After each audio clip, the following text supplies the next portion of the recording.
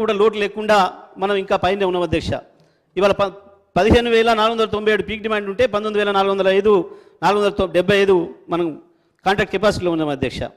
Maximum consumption కూడా ఆ రోజు 128 మిలియన్ యూనిట్లు అయితే ఒక్క రోజు ఇవాళ 298 మిలియన్ యూనిట్ల డిమాండ్ వస్తే కూడా ఒక నిమిషం కూడా ఎక్కడ పవర్ కట్ లేకుండా అందించేదానికి కావాల్సిన పద్ధతుల్లో మన అన్ని సంస్థలు కూడా మనం తయారు చేసుకున్నాం అధ్యక్ష. పర్ క్యాపిటల్ విషయంలో కూడా అధ్యక్ష ఆ రోజు 1356 యూనిట్లు పర్ క్యాపిటల్ ఉంటే ఇవాళ 2349 అంటే 73% పైగా ఇవాళ మన పర్ క్యాపిటల్ పెరిగింది అధ్యక్ష.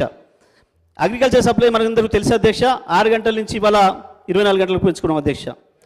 ఈవెన్ కన్జ్యూమర్స్ కూడా ఆ రోజు 1,11,00,000 ఉంటే ఇవాళ 1,82,00,000 మంది కన్జ్యూమర్స్ కూడా ఒక్క నిమిషం కూడా ఎటువంటి అంతరాయం లేకుండా నాణ్యమైన విద్యుత్తును మనం అందించగలుగుతున్నాం అధ్యక్ష.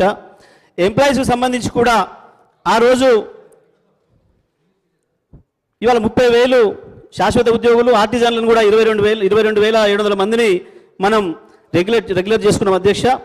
మొత్తం కూడా ఇప్పటి వరకు మనం జగదీశ్వర్ రెడ్డి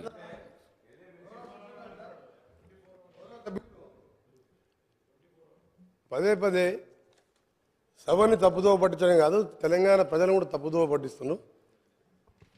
24 గంటలు కానీ పచ్చి అబద్ధం అదే. ఇది ఎక్కడైనా మీరు అడగండి, ఏ గ్రామానికైనా వెళ్దాం, ఏ సబ్స్టేషన్కైనా వెళ్దాం, లాగ్ బుక్స్ ఉంటాయి. సరే ఇప్పుడు మధ్యన నేను ఒకసారి బండ సోమవారం సబ్స్టేషన్ ఇన్స్పెక్షన్ చేసిన తర్వాత వాళ్ళ ఎంప్లాయీ అంటే అప్పుడున్న గవర్నమెంట్ ఎంప్లాయీ 8.5 to 12 hours మధ్య ఎక్కువ వస్తలేదు సార్, గత 10 సంవత్సరాలు ఇదే వస్తుందని చెప్పి లాగ్ బుక్ నాకు ఇస్తే మొత్తం చెక్ చేసి ఆయన స్టేట్మెంట్ కూడా రికార్డ్ చేయించిన. చేయించిన తర్వాత 4 గంటలు నేను 1 గంటలకు చెక్ చేపిస్తే 5 వరకల్లా తెలంగాణ స్టేట్లో ఉన్న సబ్స్టేషన్లో ఉన్న అన్ని లాగ్ బుక్స్ హైదరాబాద్కి వచ్చినాయి.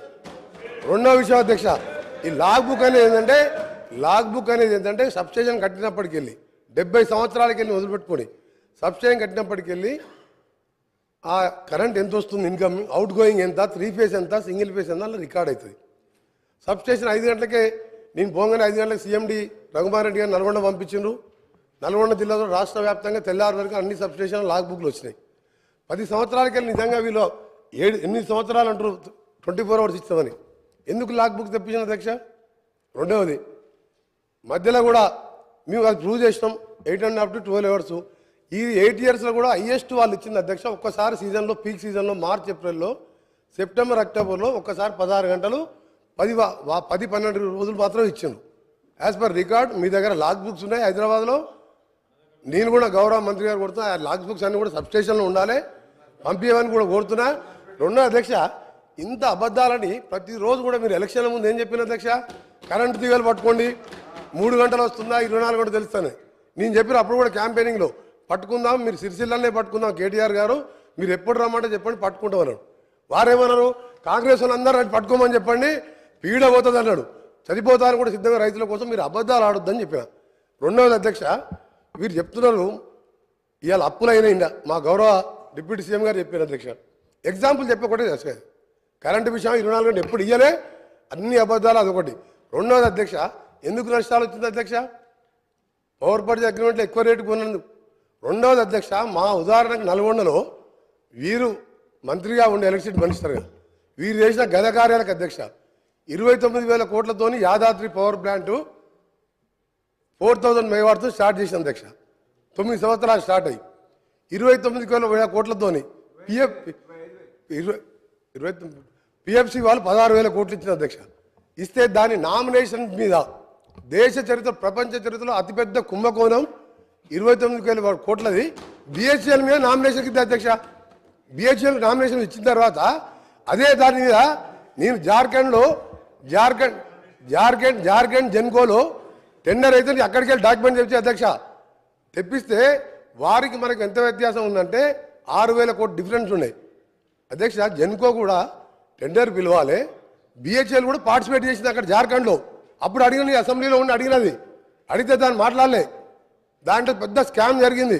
వీరి పాత్ర కూడా చాలా ఉంది ఇలా. ఈయన పాత్ర 10,000 కోట్లు తిన్నాడు అలా. నేను ఇంకోటి చెప్తున్నా అధ్యక్ష, ఇది ఆన్ రికార్డ్ చెప్తున్నా, నేను ఇవన్నీ కూడా సాక్ష్యాధారాలు ప్రూవ్ చేస్తా. ఇది 50,000 కోట్లు పెరిగింది అధ్యక్ష. ఇప్పుడు 50,000 కోట్ల పెరిగింది. పెరిగితే 16,000 కోట్లే టర్బైన్స్ అండ్ బాయిలర్స్ బిహెచ్ఎల్ వాళ్ళు చేస్తారు. మిగిలింత ఎవరు తీస్తున్నప్ప వర్క్స్ ఈయన సబ్ కాంట్రాక్టర్లు అక్కడ అప్పుడున్న మిర్యాలగూడ ఎమ్మెల్యే అక్కడున్న లీడర్లు దోసుక తిన అధ్యక్ష మొత్తం ఇక లాస్ అయిందండి. ఎందుకు లాస్ అయింది?